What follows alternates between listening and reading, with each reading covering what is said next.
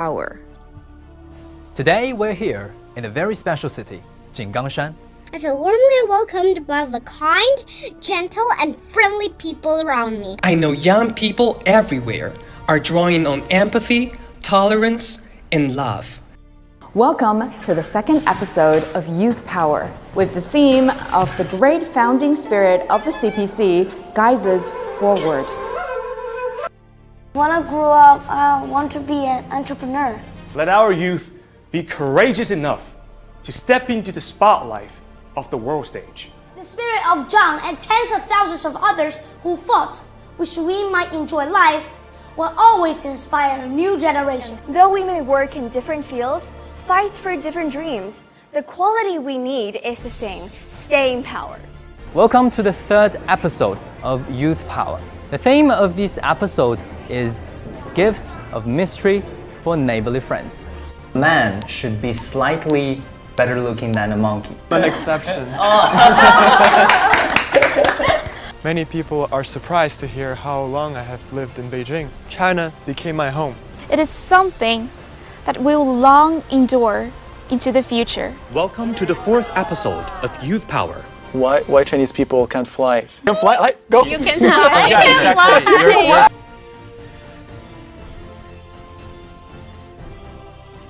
And make our motherland more stronger and more prosperous.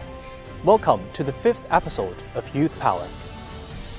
If you were to believe or form an opinion about China, firstly come here and practically see for yourself. Women are enjoying a higher and higher status in today's society. So we start seeing each other as humans. Biggest two countries in terms of population in the world.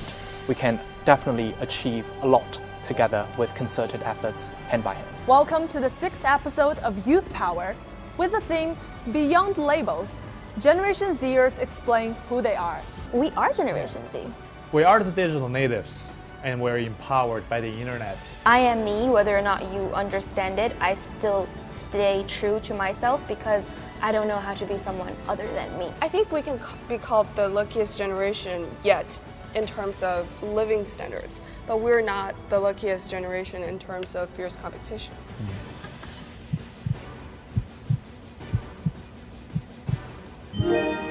Oh yay! Wait, it's not necessarily you guys, right? Welcome to the seventh episode of Youth Power. Too big to fail. China-US relations in the eyes of Generation Z. In China, where they'll say, "Oh, I don't want to speak English. My English isn't very good." And then you hear them talk and they speak like almost sound native. And then certain like foreigners will be like, "Yeah, I speak this language. I know 3 words." This is something that the US can learn from China, I think. To really actively listen to the people's voice, to not only make big promises and just, big talk during the election, but then after the election's over.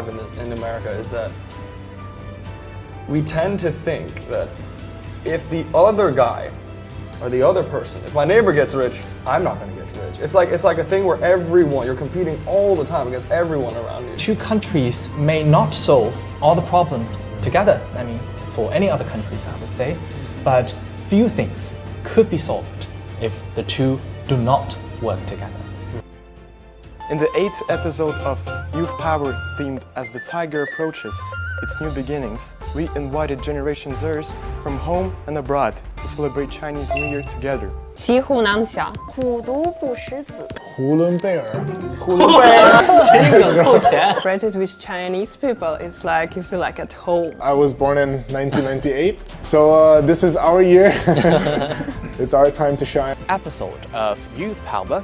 Beijing Olympics is like a dialogue between cultures, it's like a sport festival for everyone. 回应中国那句话叫做“穷且益坚，不坠青云之志，老当益壮，宅寿之心”。 The most serious period of the pandemic, but swimming keep training in Changbai Mountain. Then I felt like too much attention was driven to Bindunu. That's why I felt so sorry for Rongrong.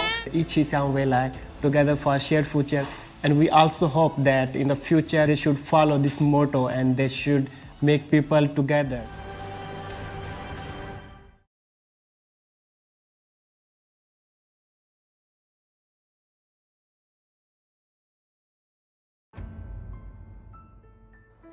As we stand at the end of the first quarter of 2022, spring is finally in town again. This also marks the third year since the outbreak of the COVID-19 pandemic. The impacts of the unexpected changes and disruptions triggered by COVID-19 have brought immense challenges to the development of the economy, the improvement of people's livelihood, and the realization of sustainable growth all over the world.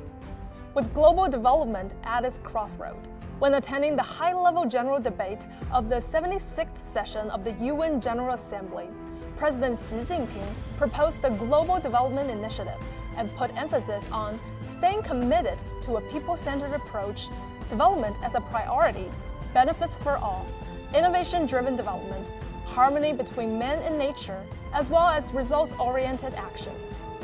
President Xi called upon the international community to strengthen cooperation in the 8 areas of poverty alleviation, food security, COVID-19 response, vaccines, development financing, climate change and green development, industrialization, digital economy and connectivity to speed up the implementation of the UN 2030 Agenda for Sustainable Development and promote stronger, greener, and healthier global progress, so as to build a global community of growth with a shared future.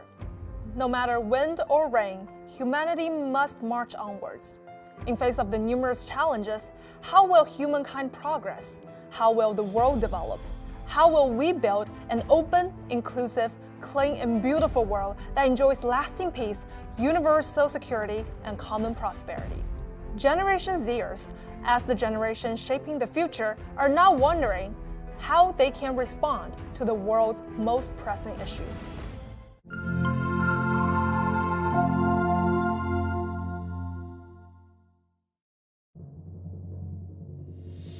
Hi, I'm Shamim Zakaria. I hail from India and by profession I'm a journalist.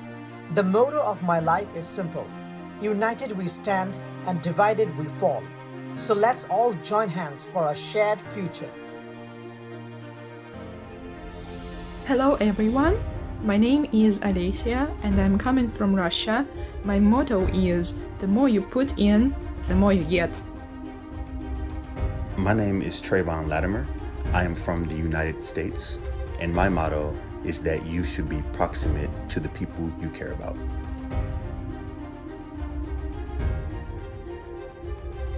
Hello, my name is Jennifer Holstein. I am from the United States of America, and my personal motto is embrace uncertainty.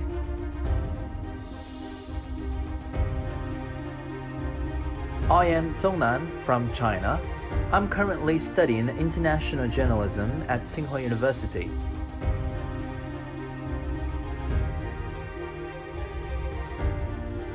Hi, my name is Eric Mulligans, and I'm currently completing my Master's of Global Affairs at Tsinghua University through Schwarzman College.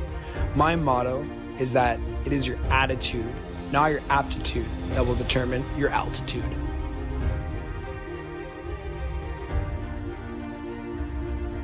My name is Adrian Jakubka.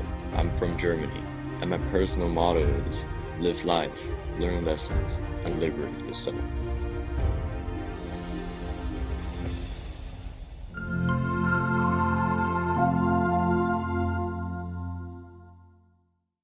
In this episode of Youth Power, we have invited young people from various countries to gather together to put forward their proposals for the 8 key areas in the Global Development Initiative. We will also discuss feasibility, advantages and disadvantages, cooperative methods, and the future prospects of these proposals. Okay, without further ado, we'll start with your proposals. Whoever wants to go first. Jennifer! Let's go, Jennifer!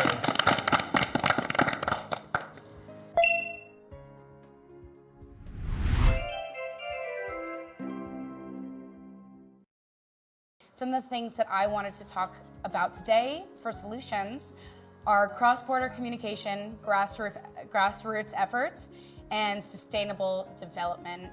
I think that in general, countries and governments and people need to be talking to each other more. We're always so concerned with our country, our problems, but we don't realize that a lot of countries are having the same exact issues as we are, and some have even found solutions that could be carried over to our governments, our people. One particular example I would say would be vaccines.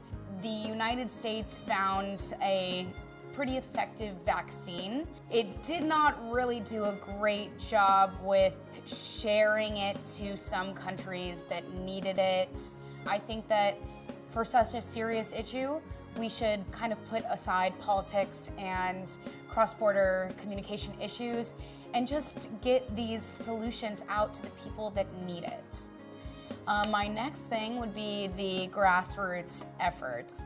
So I think that we all kind of underestimate our own personal potential to make change and affect different policy in our own communities.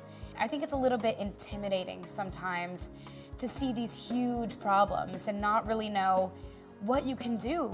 A lot of times you feel helpless, like the world is starving, what can I do about it? The thing is that there's a lot of grassroots efforts that you can make in your own community. Join organizations that can help you develop like these social action initiatives like the Global Shapers. That is one of the organizations that I'm a part of, and we do social action impact initiatives. Like my project is called Movers and Shapers.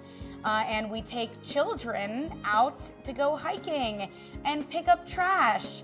Even though it's just 40 kids each time, that's another 40 kids that we're changing the lives of, getting them to learn about environmental sustainability, getting them to be active and really get outside of their comfort zone and push themselves. So I definitely think grassroots things, and it doesn't take much.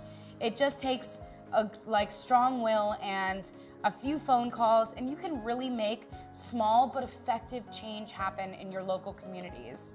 And then I guess my third and final just small thing is sustainable development. I think that we often see development as a cost-benefit analysis and just the bottom line of how much is this going to cost, and we're not really thinking about how much it's going to cost the environment, what environmental impact we're making when we're making these low-cost, low-budget decisions.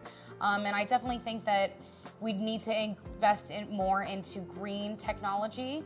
Even though it's a little bit more expensive, the reward that it comes back to us in the future is so much higher than this monetary value.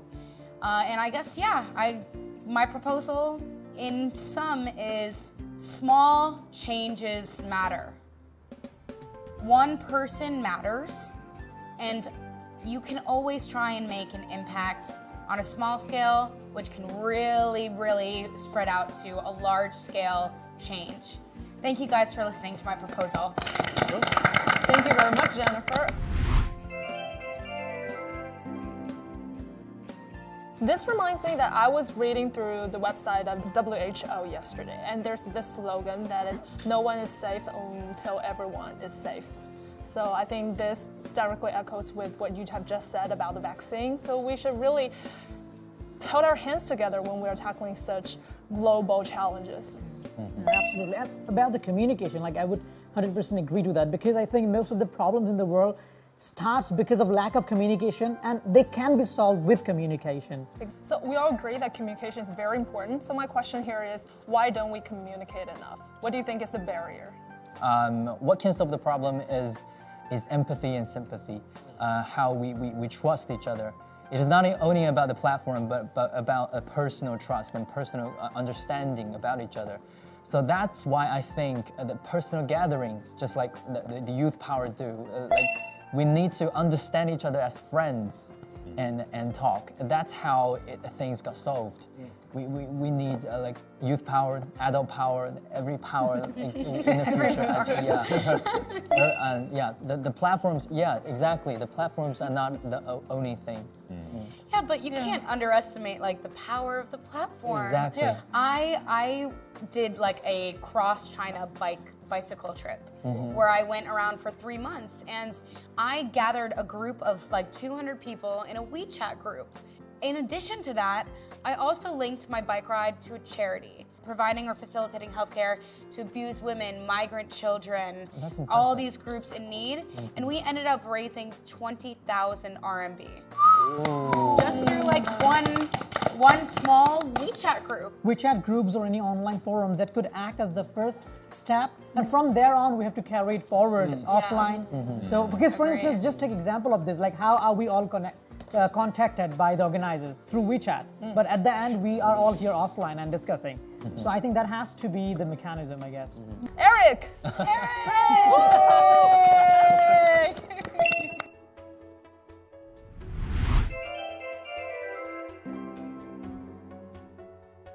So today we are going to be talking about green technology investment, primarily comparing Canada and China. Why Canada? Well, it's my hometown, and I think it's important to look at a relatively smaller soft power country, comparing it against a large, powerful nation that will be playing a huge role in green technology innovation for many years to come. So I don't think I need to belabor the point that we have on our hands is a huge climate crisis, and we need to act now. We see the statistics on the increasing temperature, water conservation, land deforestation. But what is important to understand is that we need new novel technology, ways of conserving water, ways that are more energy efficient in use, new types of animal products that are more environmentally friendly and sustainable. This requires significant research and development. Well, first thing, we need to look at the value of investment. So right now we see clean technology investment as a key investment area for early stage investors, such as venture capital firms. And with this, we see a huge market opportunity, over $10 billion currently being invested in venture capital for clean and green technologies. But the interesting part about this is the year-over-year growth that we see in clean tech investing. Year over year, we're going to see a 21% growth, which is faster than any investment sector currently on the market. And so by early 2030, we'll be seeing over $74 billion invested in this area. So what are some of the challenges when you try to bring a new novel technology into a new market? Well, it dies on the vine. This means that you're not able to get the research and development off the ground. Capital costs are too high, and you just can't even get to the market because you just don't have the cash. It dies on the vine. But the other challenges could be too, it's just not profitable. You bringing up the solution is going to be too capital intensive. You can't make a business model around it. And sadly, the green that most people care about is the greens in the bank account, not on the leaf. So at the end of the day, we need to make sure that we're not actually driving sustainable business models to support the technology as it commercializes. And the last point, it just may not be as attractive as an investment. When you're a venture capital fund or working as a banker, you are looking for things that will have high returns, and usually in a short amount of time with lower risk. But with a lot of these new green technologies, especially if they're new, untested areas, it can take years before they're commercially viable, and even longer before you can even see a profit return on your investment. So instead, you might say, well, we could invest in this really great water saving solution or new solar panel technology, but there's a really great new app that just came out that allows you to buy new shoes. That's gonna have a quicker return. Let's put our money there.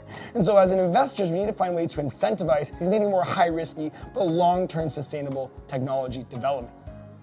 So how can youth get involved in this? Well, it's green technology, it's high-end research. So a lot of this tends to go to the universities, where you're having young people working in PhDs. So if you are a young person that wants to be at the front line working on things that might save the world, save the dolphins, put it so your children have as green of a future as you do, you might have to be going to these institutions and leveraging academia. But as young people, that's the places that we tend to thrive in.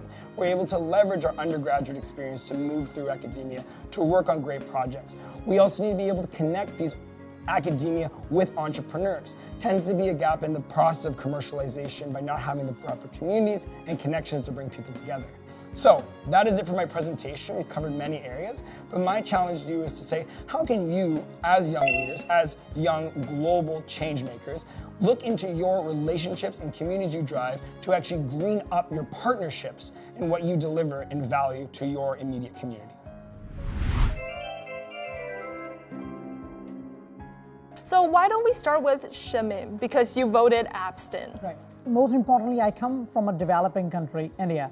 And for us, there are other basic problems that need to be solved, for instance, like food security or chronic poverty. The problems that stem from there related to the environmental concerns. So I would want to invest on that or try to resolve that through government initiatives, which is why I have abstained from voting to the proposal. And I absolutely agree that there are, for many, many countries, more pressing, more immediate issues to be solved. So it's trying to balance that both government initiative that's going to be able to understand the public needs and the urgency of social needs that need to happen, but as well allowing for private sector needs that tend to move faster, have more liquidity, able to inject capital sooner than having to wait on government projects. I wonder if there is a trade-off between like profitability of like the companies you invest in and also companies who focus on like these green issues. Because if there's not, then like I see that all these things can happen at once, so there doesn't need to be like balance or trade-off issues. I wonder if you have any thoughts on that. There is this kind of notion of, well, do we sacrifice having a more sustainable company over, immediate profits or meeting the needs of our stakeholders, particularly if you're a publicly traded company? But it's actually interesting, a lot of studies have been done. Companies that make these types of investments and research and development to have greener processes or taking on greener partners in their value chain, they actually have more long-term profits, not only in terms of their sustainability because they can operate for a longer period of time, but helping also brand recognition with consumers as more consumers are becoming more conscious. And now with more carbon tax credits in place, obviously varying in different countries, but with a very globalized supply chain, these types of carbon credits actually will make it more expensive to not make greener solutions. So the imperative to choose green technology over profits will be a question I don't think we'll be asking ourselves in 5 years. I was wondering about one point that you mentioned about how young people and people in academia currently, they have great ideas, but they aren't really connected to the people and places that they need to get these ideas to be realized. I mean, there's a lot of different institutions around the world that have different models for incubation, as well as facilitating introductions for capital. Looking just at Tsinghua, where I go right now, we have the Tuss Park, we have X Labs, where it's able to help not only students, but academic research, find pathways for commercialization, meeting with advisors, meeting with investors. So we're seeing this academic incubators, pathways that are set up. Great, Zongnan, welcome.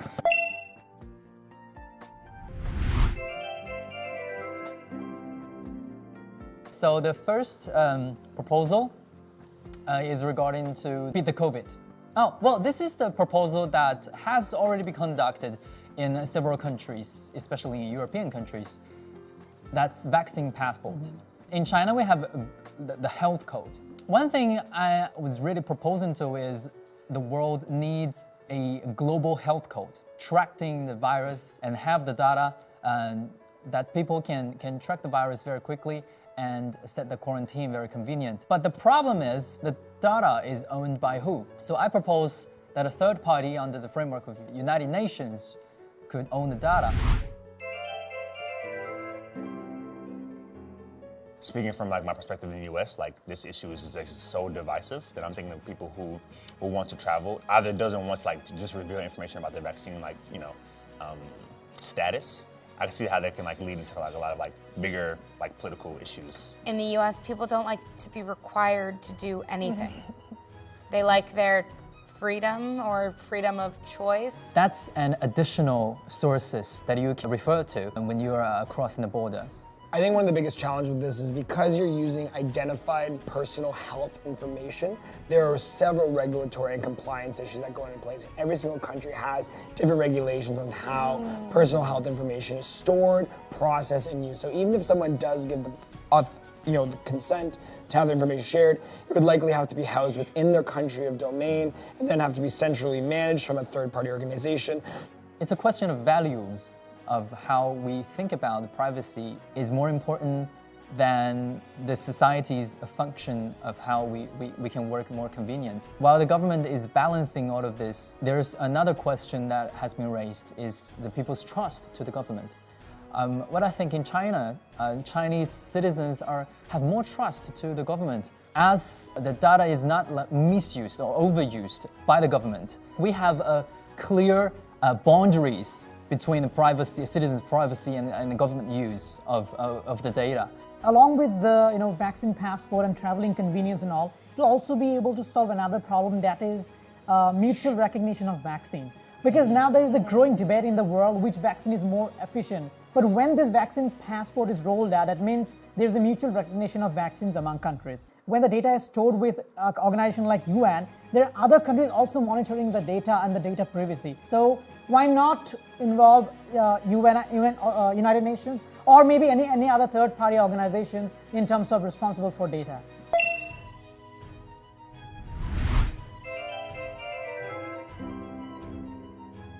So the basic proposal is to encourage tech transfer by how developed countries transfer the technology to help a developing country, as I think it is like mutual benefit. Newton has said he is standing on the shoulder of the giants. So I was thinking countries should help each other to gain a larger success. After you have done a great job based on thousands of people's support, and then you lay a pattern on this. You ban other countries from learning from you, and you ban the techniques. It is not encouraged.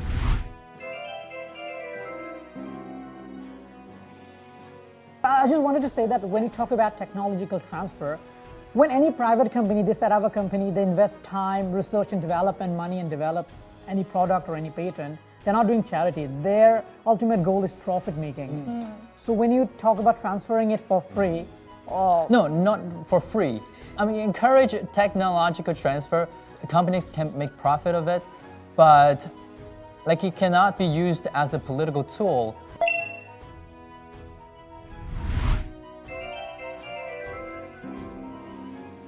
Some of the companies in the United States have put sanctions on Russia's. Yeah, just they left Russian the market. paying system malfunctioned and causing a lot of crowds in the subway that cannot pay.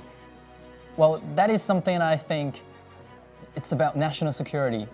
Van Dyck has said we are living in a platform society where we organize our activities in the platforms like the Twitter and Instagram. RT has been tagged as the Russian state affiliated media. You know, that's platforms owned by the United States. And the platform has its ideology and has its discourse. So I think we need to localize some of the platforms and to strengthen national security. We are talking about like the dialogue and communication. I think it's still important to have the common tools which can unite us. We have to make sure that those are safe spaces for people to communicate, and those provide equal opportunity for everyone to communicate equally without biases, without fake news, without an infodemic. This is the thing I want to focus on, and we should pay more attention to localization. I don't deny, as I said, globalization because it is really important. But I agreed with, because China is already doing this, because if you talk about the dual circulation policy, it's kind of that, because you are using local economy and the global companies to reinforce each other. So I guess other countries can also learn from what China is doing right now? Oh yeah, absolutely, yes. Like, as he rightly mentioned, that globalization is good, but we should make sure that we're not blown away. Our local companies are not blown away by the winds of globalization. Great.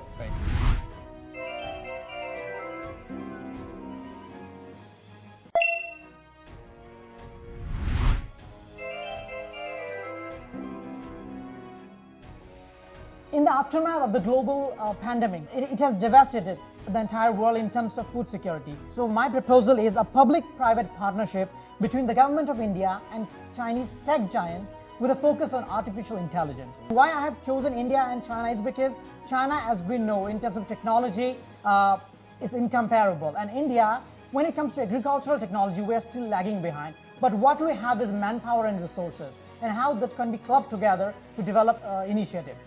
We all know in China, in 2021, China vanquished absolute poverty. And it is, I think, the only nation in the world that has lifted so many people together out of poverty. And we know the technology played a great role in terms of that. So in China, there was like a collaboration with big tech giants where they developed some of the technologies like ET Agricultural Brain. It is like a platform that leverages artificial intelligence, visual and speech recognition, and real-time environmental monitoring to maximize production on fruit and vegetables. When we move to India, in terms of technological innovation in agriculture particularly, maybe we are progressing at a very, very slow rate compared to China or compared to the rest of the world. But one thing we have, which is the internet penetration. We have 560 million internet users in India, which is just next to China, which indicates that almost half of India's population has access to agriculture. And now, there are already some of teams, a lot of the farmers, their banking details and their other details about farming are already linked with the internet and with the government database. So now if we form a partnership with the tech giants, it'll be very easy for these tech giants to go and perform in India because the stage is already set. India can provide the platform to Chinese tech giants in terms of shared technology, and which is also one of the slogans which President Xi Jinping has repeated in his speeches about a world with a shared future for humanity, right? So I think that with cooperation, with collaboration and cooperation, and in terms this poverty and the problem of chronic poverty can be alleviated to a large extent. How do you see the role of Chinese tech giants in India, for example? Because you mentioned that, but maybe you can elaborate a little bit. Oh yeah, definitely. In terms of technology and in China and India, I would say in terms of mobile phone, right? What is the highest selling mobile phone brand in India? Xiaomi. Chinese technology are already popular all over India. We just need to channelize it in a proper way, plan it, and most importantly, we need government support. So I think the agriculture industry is a highly sensitive one because it has a lot to do with the national security thing. So following your proposal, if the Chinese tech giants would help India in a way to boost its agricultural security, do you think that there would be some pressures there? First of all, there has to be a starting point. Unless we start, we don't know what are the problems. And it's like even before going for fishing, we are counting how much water is there, are there fish or not. So that would not solve the problem. First, someone has to come up with a proposal, go forward, and then address the concerns. Yeah, there will definitely be challenges, and especially India and China, there are some scars of history, which is why and even in recent times, there has been many challenges. But then when there are challenges, there are opportunities, and you have to dribble through the challenges and explore opportunities, and at the end of the day, it's benefiting the people, and it's about forging a world where there's a shared future for mankind. Great.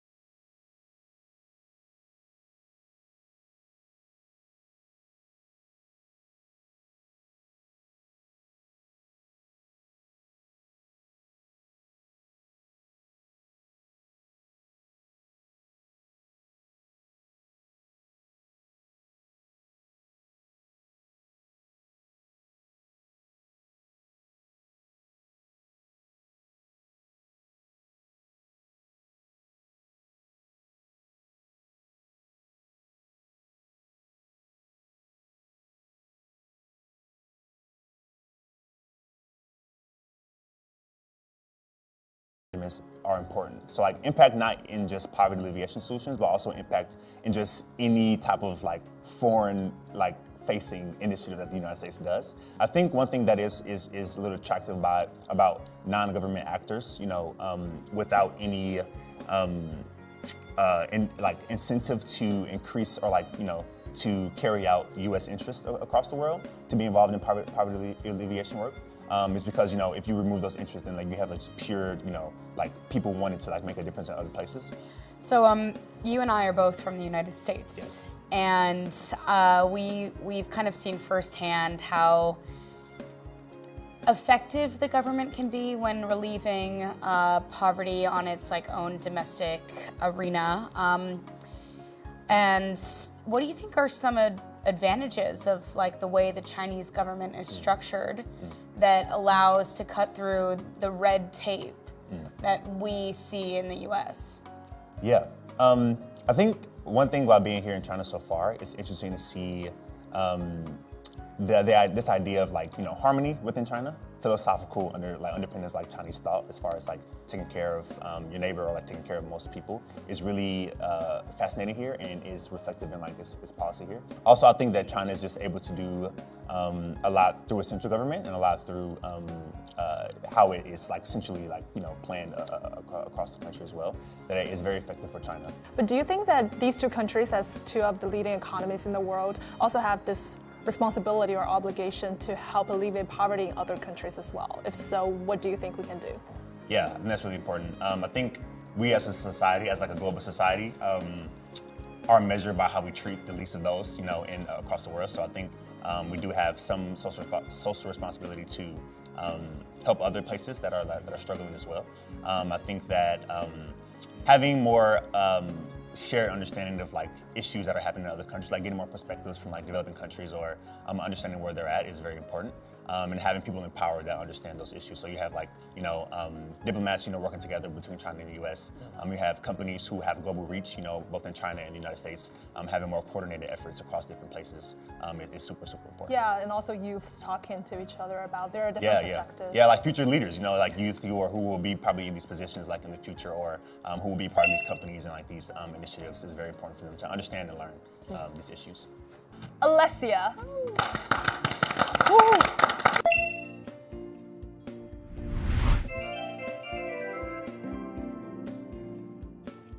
When we are talking about transition to green economy and sustainability, probably the first thing which we are thinking about is some restraints and limits, and we have lots of negatives connotations around sustainability and green transition. I think that it's very, very important and crucial for countries and societies and business to change the understanding of the sustainability and green transition in general. We should think about it in a positive way, as something we need to do, as something very, very pleasant to do. We should think about that as something very effective and think about it as a better way of living, not as something which restricts us. And the second important thing is the support of grassroots initiatives and communities. I am originally from Russia and was born in a very small city. While I was living there, while I was going to school, I actually didn't get any leadership education. I didn't know why should I be the leader? Why should I start some initiatives? Why should I speak English even? I actually learned my English just by myself. But now I'm very thankful to all my efforts at that time, and I'm very happy to be where I am. Now I'm in China already for more than 6 years, and here I've met so many different people coming from all corners of the world, I guess. Every day I meet new, interesting, motivational people, and here in Beijing I became the part of many communities. For example, right now we and my friends are running a youth organization. It's called Scholar Network. So it's an organization for Shanghai Cooperation Organization countries. In total, it's 21 countries. And we are trying to learn young people from our region to become the leaders, create bigger impact, and also help others. Yeah, so what I would like to say, we need to support and promote communities just like ours. Then, like, we impact the people around us, then these people impact people around them, and then, like, the whole society can progress. Yeah. I lacked a level of clarity in terms of what is the radical proposition and change to action that you see as either a new opportunity in China or globally that young people can take on. I think that your proposal is like, go out, meet people, be kind to them, develop relationships, develop communities. I want to like add on to his question a little bit, like how do we do that for local communities? For local communities, yeah, does anybody else have any Yeah, ideas? but But other it just experience. shouldn't just be about That's very Alessia. interesting because I found out because I live in Chengdu, and now in Beijing I found a lot of communities because I do stand-up comedy. I do think that the foreigners act more active in a stand-up comedy community, but I think the most important thing is how other cities, like outside Beijing, outside Chengdu, because we didn't leave. and besides Shanghai, we do have other cities that we need to build community. It's not only about go out, find people, but also go back home because, like, for example, me, I might need to go back home to Chengdu or even smaller town and build community that could gather people together. Well, I think I would like to chime on to one of the points she made, a very important point, which is about leadership. When I was a kid, I was introduced to a book by a very famous French author. It is called Sentimental Education. Now, coming to your point, in schooling or in college or whatever education we attend, what we attend is a formal education, but we lack sentimental education. And by sentimental education, I mean, as you said, building communities, leadership, or how to communicate with people, learning about empathy. I think that's very important because when you talk about leadership, it's not only about that you have to, be leader of a group or community. You can be a leader in your own home. There's a situation where there's difficulty in taking a decision, you can initiate that. You can initiate a conversation. From where we are standing today, we can initiate conversation from there, or we can initiate leadership initiatives from there. And how does that come? When we get sentimental education, when we know about other people, learn about other communities. And I think it's also about sparking a curiosity among people. Just like your initiative where you take young kids for hiking. It's a way of sparking curiosity, and it has to be done from a really early stage. When people have curiosity, they want to explore more. And when you explore more, then you will contribute. Because at the end of the day, youth are the building blocks of a country. What will be the future trajectory of a country depends on the youth a lot. So I guess, yes, definitely, this sort of initiative or community building definitely plays a very important role. One thing I want to go back to is actually the point you brought up around finding community as a local Chinese moving to another city. So obviously migration is massive in China and such a huge country with massive cultural differences. And one thing that I saw at Tsinghua that I did not see in Canada or in the US is that you have clubs designated for certain provinces and cities. So there's like a Sichuan club, there's a Guangdong club. And these are either people that are from the home regions that are finding community amongst people that have migrated to Tsinghua for university, or just people who have interest in learning more about Sichuan culture and going to Sichuan restaurants. It's open. I'm in the WeChat group because I think Sichuan is an awesome province, so I want to learn more about it. And I'm in the Guangdong one. Great. But that does not exist in Canada, the US. And you can make the argument that US is incredibly diverse, but there's no Los Angeles group chat. There might be people hanging out, but this identity that then follows an individual that then they can create community around is very rare. We see it with nationalities, like Americans might hang out with other Americans or English speakers in other countries, but city and provincial representation, for me that seems like a very uniquely China thing. To see communities form around that, to support each other is really beautiful. You love mahjong culture? Sure. Yeah. Sichuan mahjong is perfect. And you've joined different clubs? Yes, I have. For example?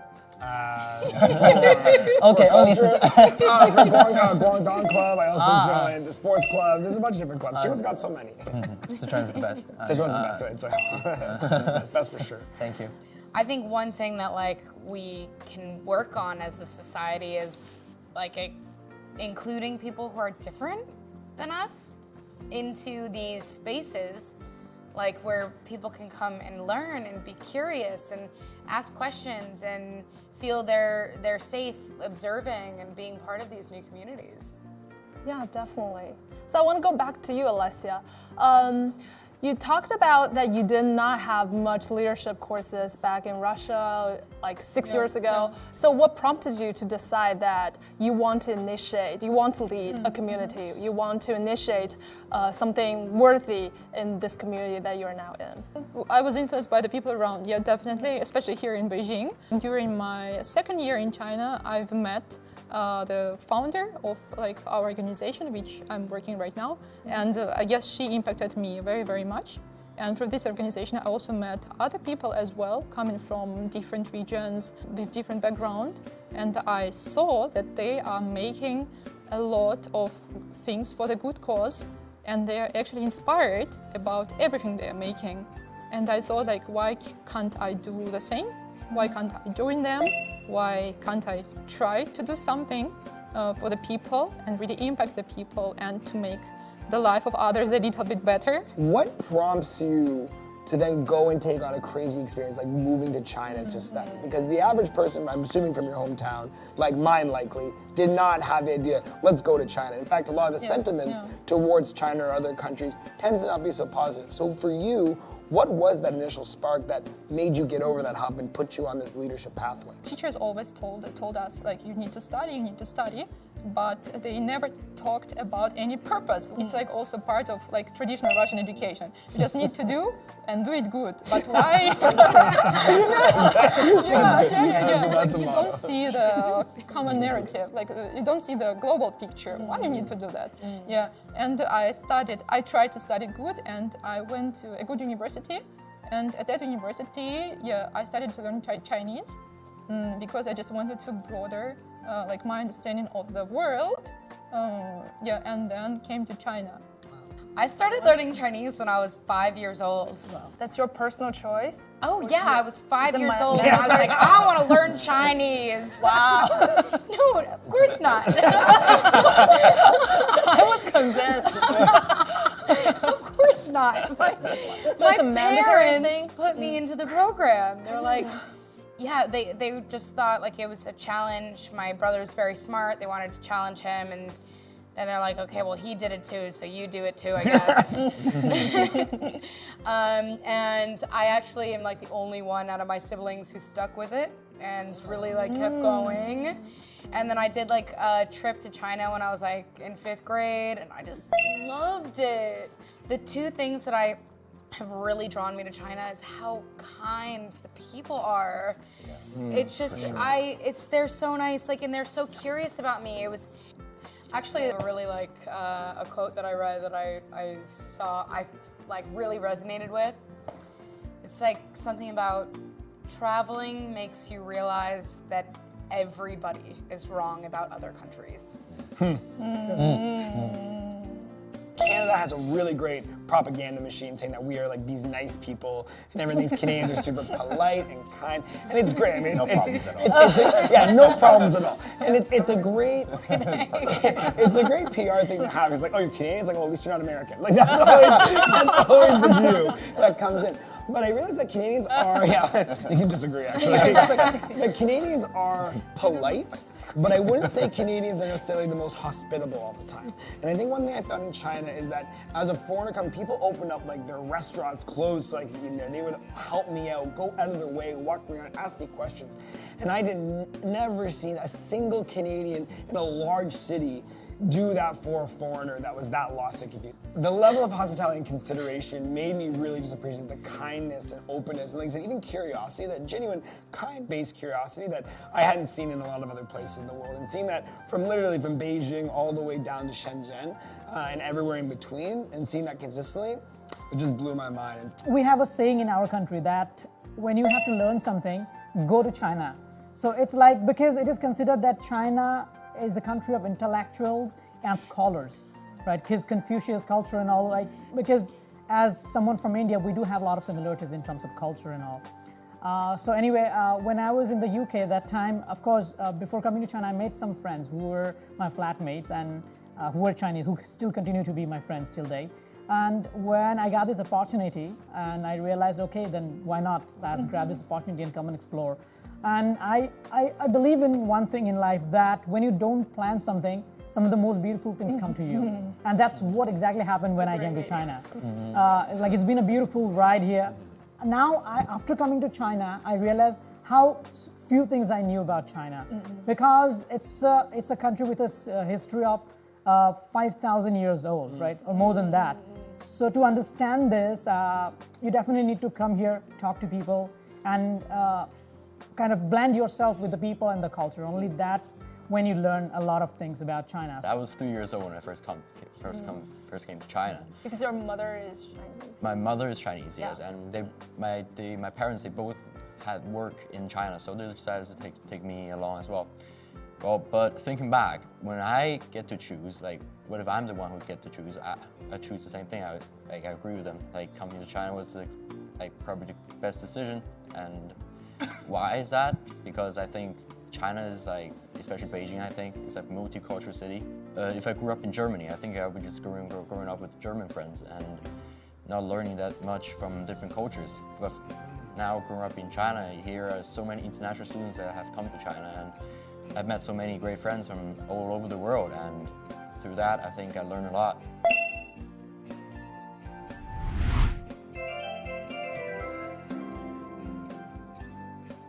I want to talk about food security. I know a lot of countries are doing a really good job, but some countries are still struggling.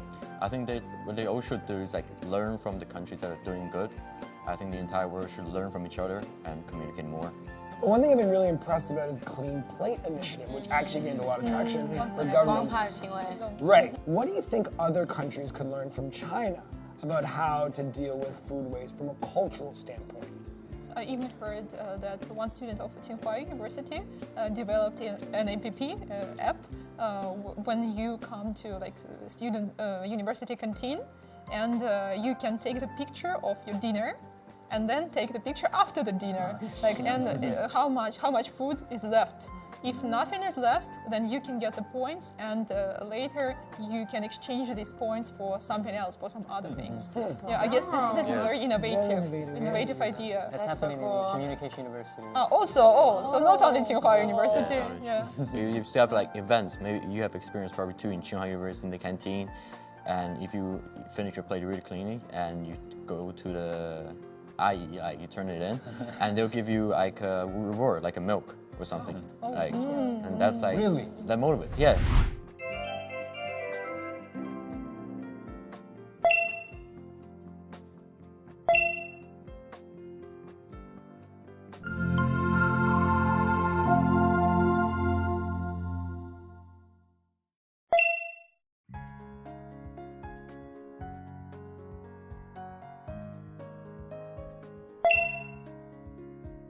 My hometown, Medellin, is one of the biggest hubs for entrepreneurship in Latin America. And I would like to see more tools and more knowledge being provided to our society so we can be empowered to also create a better future for our countries in Latin America. So, as we live in an interconnected world, I would like to see China playing a key role in sharing more insights and working together with nations around the world so we can build together a promising future for all. Just like China has managed to transform his desert into lush green lands and also turn the barren mountain into the green hills by using the advanced machinery and terrace approach, the Pakistan should also follow the same agriculture model to increase the healthy agriculture sector, which eventually leads to a healthy and prosperous Pakistan. Confronting the pandemic requires a global effort. It's a lesson we've learned since the beginning of the outbreak. No country can be left alone on the battlefield, and no one is safe until everyone is safe. So, science without border should not only be an ideal. By sharing experiences and technologies, we can build a barrier to defend ourselves against Omicron or other possible variants, and one day win this battle for all mankind. I think it is more of like embracing collaboration. So all stakeholders should actually work together, collaborate together. So meaning like we can all share the knowledge, technology, investment and resources across industries and across companies. So with this, with like a team together, we can actually solve the problem faster. First, China stresses the importance of cross-country collaboration, and we affirm our willingness to provide aid and assistance if there is a need of such help. We also call for further technological research into the adaptation of digital currency to the status quo. We encourage our member states to establish a pragmatic database rich in variety, and we sincerely look forward to further progress in both aspects mentioned above. So, my suggestion is that people from the UK and China, students, should get together, cooperate, and create organisations where they can share dialogue and think of ideas to tackle these problems. What is sustainable development to you? That was the question raised to me when I was interviewing for an internship position at UNDP China, the United Nations Development Program, a UN agency dedicated to bettering people's lives around the world by eradicating poverty, reducing inequalities and exclusion, and building resilience so country can sustain progress. At that time, I was stunned and left speechless. To be frank, my knowledge of sustainable development is hardly worth mentioning. So I know United Nations has an SDG framework that incorporates 17 development goals. I know countries around the world have put their signatures down on one document as an official commitment to a joint effort. And I know they're normally presented with colorful logos. But that's it. I was fortunate enough to get the internship position. And this precious opportunity allowed me more time to learn about and reflect on the grand idea of sustainable development. Last month, the Deputy Resident Representative sat down with us and talked about the hidden significance of the 17 SDGs. While they seem like 17 separate goals, each dedicated to improving people's living standards in a specific aspect, they're in fact all intertwined. For example, let's say the UN and a local government have decided to build a dam in a rural area. Then most directly, goal number 7, affordable and clean energy, can be achieved. However, instead of stopping there, the follow-up question to ask is, then what? Presumably, the energy will lead to building more infrastructure, which will achieve goal number 9, industry, innovation, and infrastructure. While building houses, one of them could be dedicated to education, which further leads us to ponder over goal number 4, quality education, and goal number 5, gender equality, and the linkage goes on.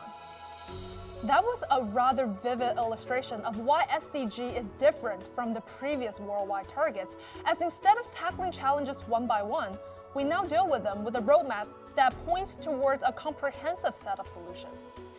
Its further implication lies in the fact that it has showcased the mindset we should adopt and the way we should act when encountering global challenges. Based on what I've learned about the SDG so far, including witnessing nearly 100 ongoing projects implementing SDGs in terms of people and prosperity, environment, and partnerships all over the country, I can now appreciate the significance and impact of the similar yet different development agenda, Global Development Initiative, even more. When I see President Xi called for staying committed to results-oriented actions and building a global community of development with a shared future, I see this plan as a comprehensive initiative that can raise awareness to a larger shared narrative. We not only actively facilitate UN SDG programs in China, but also proactively call for more awareness and further actions. As China calls for the world to increase input in 8 development areas, including poverty alleviation, food security, development financing, climate change, etc., President Xi made it more timely by highlighting COVID-19 response and vaccines, digital economy and connectivity, and steering global development toward a new stage of balanced, coordinated, and inclusive growth in face of the severe shocks of the pandemic. China's commitment to human welfare at the center of the agenda, while also giving adequate attention to nature, shows our commitment to a people-centered, eco-friendly approach.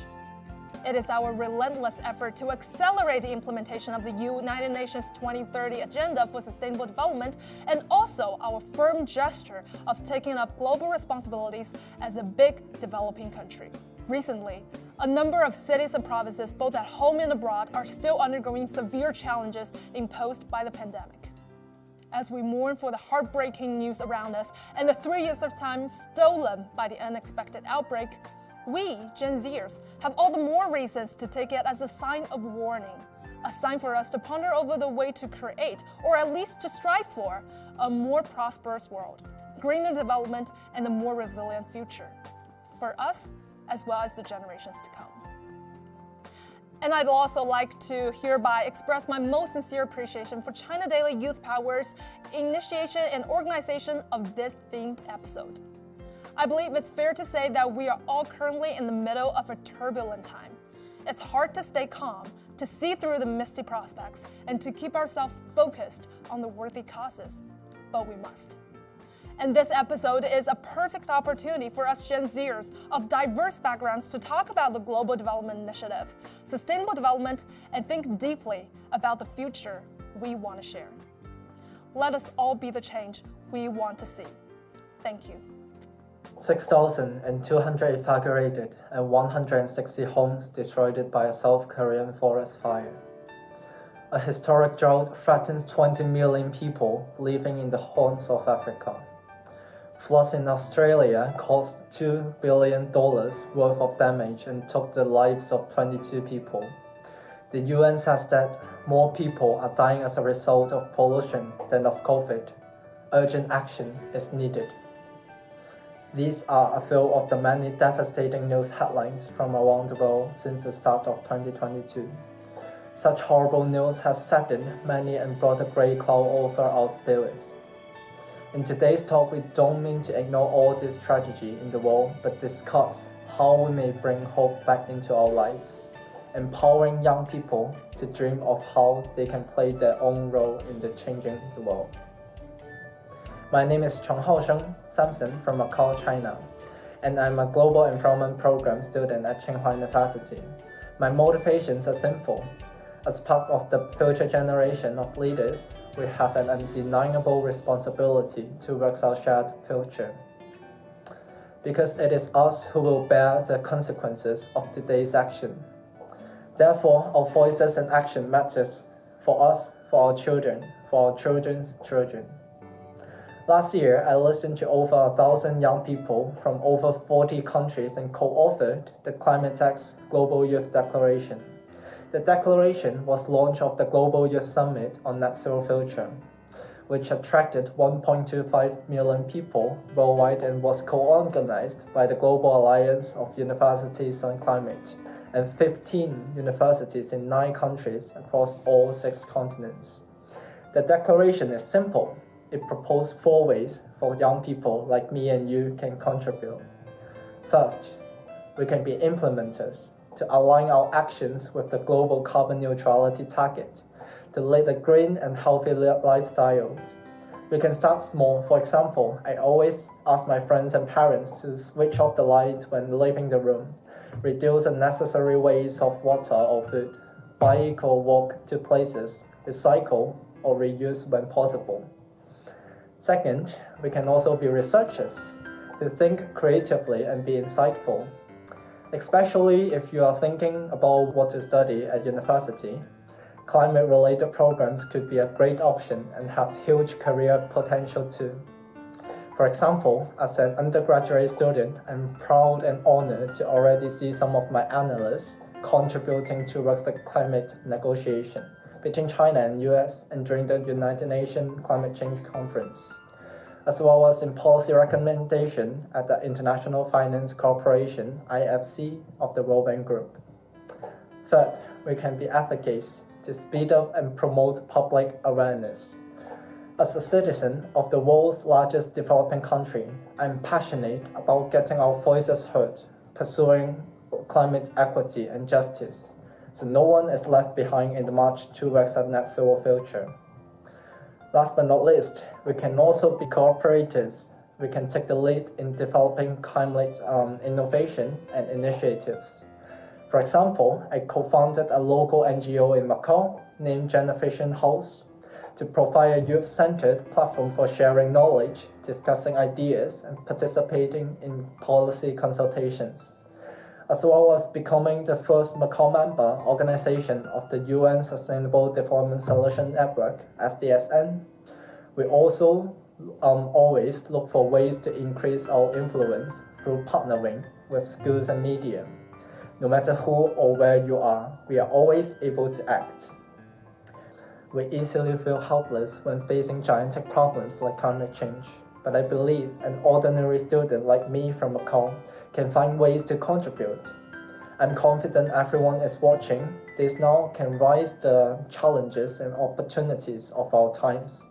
Contribute your wisdom and solutions, and jointly build a net zero future and a community of life on Earth. Life is like a movie, but in this movie, you are the actor, and how you act from now onwards will make a difference. More importantly, you are also the director, and you will get to write the ending of the movie, and hopefully, many more sequels afterward. And let me end with this simple message. Please join me and let us bolster confidence and jointly address global threats and challenges, and work together to build a community with a shared future for mankind and a better world for all. These words are from China's President Xi Jinping to the UN General Assembly in September 2021. This is as much a promise to the world leaders from 193 members of the UN as it is to us, the people, and our future generations. There was a commitment from China and from the Chinese people to strengthen solidarity and promote mutual respect and win-win cooperation. So, what will you commit to doing today? Thank you. What was the last global crisis that caused more than 6 million deaths in only a little over than 2 years? Did any of you listen to stories of being under lockdown for weeks, if not months, from your parents because of a global pandemic? Has anyone read that the year 2020 tied 2016 as the hottest year on record according to NASA? My friends, it's obvious that we're going through a time of global crises. The worst part is that none of them recognize any of the borders that we have drawn.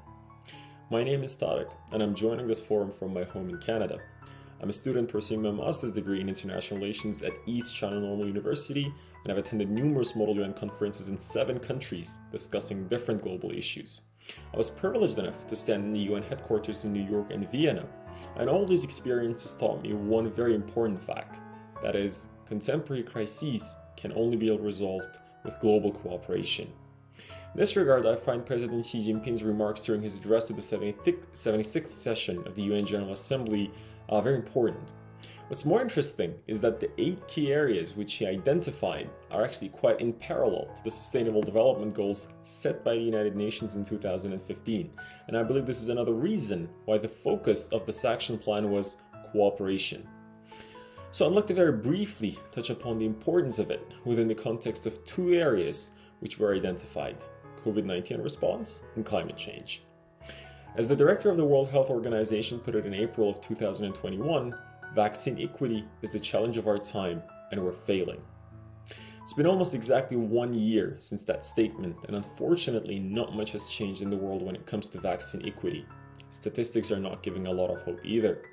According to Oxford University, 180 doses per 100 people have been administered in high and upper middle income countries, and only 14 doses per 100 people have been given in low-income countries. This stark contrast is perhaps the main reason why it will take even longer before the world sees a higher level of normality again.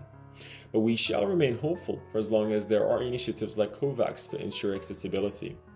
Now, climate change is an area where there may be a bit more room for hope and optimism. Despite all the delays about its implementations, Paris Climate Agreement of 2015 was a major leap forward. In fact, only a few weeks ago I had conducted an interview with the former president of the United General Assembly, Mogens Lykketoft. During that interview, he actually pointed out one particular aspect that was crucial in the success of the agreement and the implementation of the Sustainable Development Goals. He pointed out the fact that it was the common understanding and cooperation between the United States and China that which was the key in convincing the other countries and establishing such an ambitious plan. So I personally find it very symbolic, and especially after a very disturbing Trump era in the United States, President Xi emphasized the concept of cooperation in his Global Development Initiative speech. The involvement of youth in the COP process in Glasgow is another aspect which gives me a lot of hope for the future of the fight against the climate change. Therefore, I personally think that these two areas, and of course the others which were outlined as a part of the initiative, deserve special attention. However, in a world which is much more interconnected than ever before, and then in an environment where we, as the youth from all over the world, are aware of these challenges, there is good reason to be hopeful and develop the action plans based on cooperation to overcome these challenges. At the beginning of my speech, I mentioned that it's a time of global crises, so let's come together to develop the global solutions to these problems. Thanks a lot for your attention, and let's keep our moderate optimism alive for the future of the world.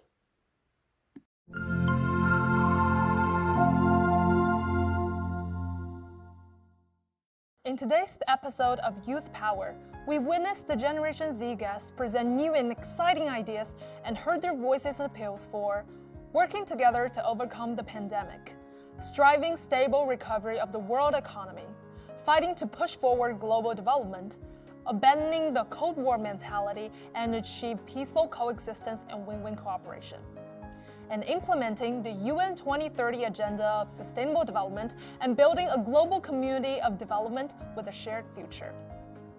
The proposals and discussions of young people on the Global Development Initiative have demonstrated their enthusiasm and motivation for working together to build a better world. This is also echoing what President Xi Jinping said: "No force can stop the people of all countries from yearning for a better life."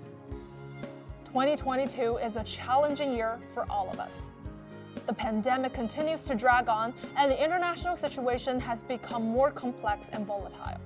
Still, we are full of hope as we are seeing a group of young people facing challenges, contributing their own strength to help building a better future for our world.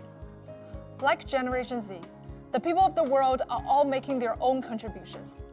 I believe that with the help of the Global Development Initiative, we can work together, develop peacefully, and create a brighter future for the shared cause of global development. Today marks the 10th and the final episode of the first season of Youth Power. On this very stage, we have witnessed so many awesome ideas brought forward by the Generation Zers from all over the world. And this makes us more excited to hear what you will have to say about our heated topics for our second season. Stay tuned. See you soon.